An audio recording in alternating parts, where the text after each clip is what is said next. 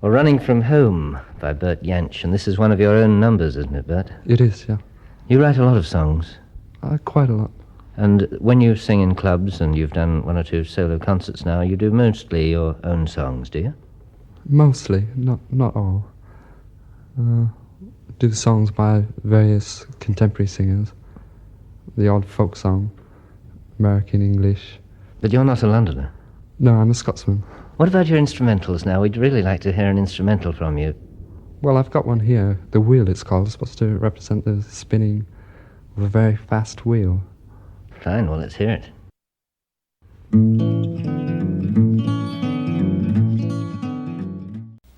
The guitar that you've brought in with you tonight, Bert, has got an absolutely glorious tone to it, hasn't it? Is this the one that you usually use? This is one I use at home.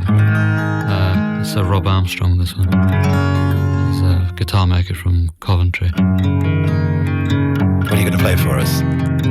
Yeah, sure, I'd like to do a...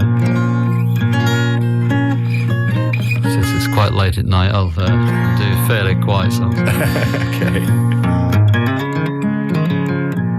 It's a song that I learnt way back in the days of the Incredible String Band. Clive Palmer used to sing this song, an American song. I think he got it from John Baez, actually. It's called Lily of the West. Actually, can I just say something? Of course. There's Peter sitting over there who hasn't said a I word know, and I was refuses told to say a word. it's terrible. I was going to say the extremely quiet Peter. Peter, Yes, make I'm yourself here. known. Yes. And that's all. That's all we're going to get. Is it a yes? What do you want to hear? Well, I don't know. I mean, we're going to run out of time soon. Are you just going to tell me that you would have told me the meaning of life and all your secrets in 5 minutes? Actually, he would have done given the chance. Well, we can hear you away in the background then. Very, very quiet you were, but you played beautifully, I have to say. Now, you're going to finish for us with Chasing Love, and this is a song that you wrote, isn't it, Bert? Yeah. It's a wee bit different from your usual stuff. Yeah. Yeah. Well, let's Not hear much I it. can say Let's about hear it. Here it is, Chasing Love.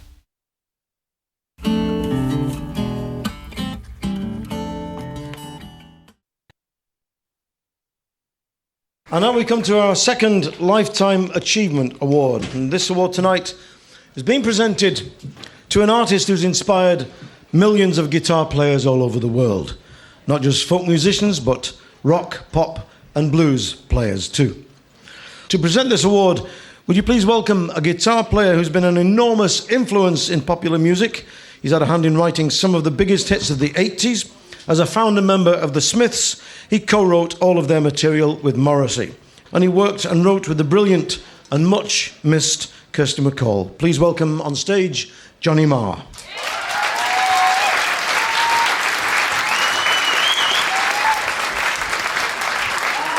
Thanks, Mike. Cheers. Thank you. It is a real honour for me to be here tonight to present this award to someone who's been a massive influence on me. And he's probably one of the most important musicians to have ever come out of the British folk scene.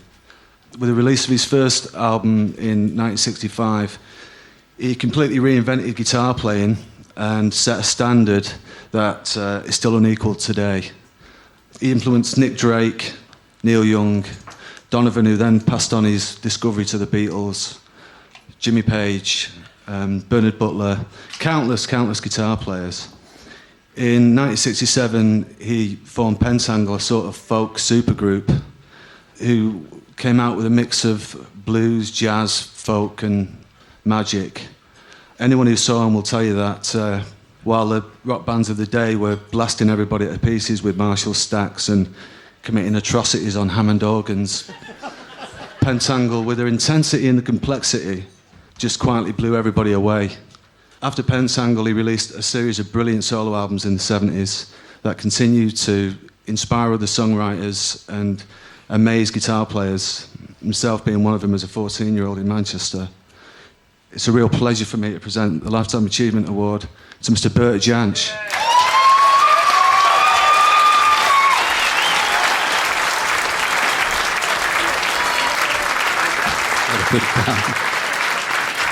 The folk world is the only world I know that you get a helping hand as you're going along. It doesn't really happen in many of the other sort of facets of music business. In the past couple of years, I've had sort of help from people like Colin Harper, who wrote the biography, and Matt Quinn, who did a documentary on me. But the ones that I really think give me the most support are women, 2 women. One is my sister, Mary, who after all these years, she's never yet let me down. Doesn't matter what state I was in, she would always be there to help me. And of course, Lauren is my wife. Thank you very much. Yeah.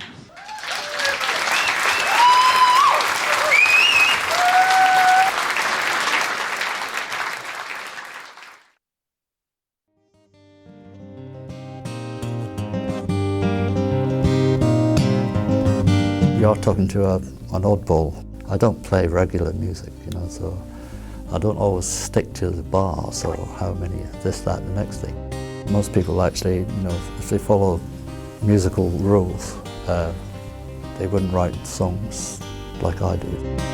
It's always a challenge to play with Bert, and the nicest kind of creative challenge, because he and Davy Graham evolved this British style of playing blues and playing guitar, acoustic guitar, and that's no underestimation. I've always had that ability to actually play with a sort of variety of people. Some of them have never ever met each other before. I mean, for Ralph McTell to be playing with Johnny Marr, I think it's quite amazing. What Muddy Waters is to Keith Richards or Eric Clapton or whatever, certainly when I was growing up, that figure for me was Bert Jansch. It's quite exhilarating because you don't know what's going to happen really. And he does all these little things like dropping a beat just because he fancies it or he forgets or something, and you just suddenly, and you have to be on your toes, that's for sure. Johnny was the original fan, and then Bernard was a fan of Johnny's. And through that whole sort of system, we ended up playing, all 3 of us together. Bernard and I played together a few times, but getting to play a pentangle tune with Bert and Jacqui is kind of knockout for me, really, so I better get it right. We had a rehearsal and we just ran through everything once, and amazingly, it all came together very quickly. I know Jacqui backwards, so it clicks into place. I'm just looking forward to actually playing those songs again. Be good. It always makes you feel it's worth actually keep going, because most people of my age would have given up ages ago.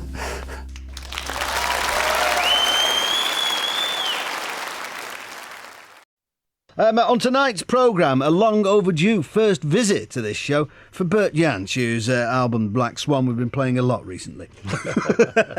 How are you, Bert? Yeah, not bad, Good. Bad. I mean, you've probably never been more talked about, name-dropped, hipper than you are now, at least not for about 40 years, do you reckon? I don't think it's been as good as this ever. No. Really? Yeah. Yeah. I've always been a bit of a underground character name. Yeah. So you'd have to, I think, be a musician really to actually be well into me. But well, I think Let's have a tune from the Black Swan. What are you going to do for us? I'll do High Days. Lovely. Thank you.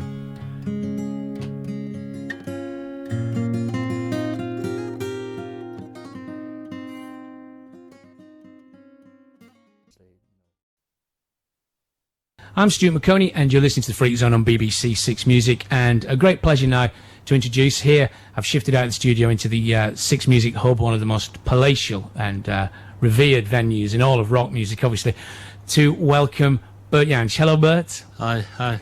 You did actually come along and play for us on The Freak Zone about a year and a half ago. I'm trying to remember what the occasion would have been then, possibly when you were doing some live shows. It was across the road. It was across the road, but I'm guessing all of these buildings around here, these BBC buildings, you must have played your guitar and sung in most of them, I guess, at some point or another. At some point, yeah.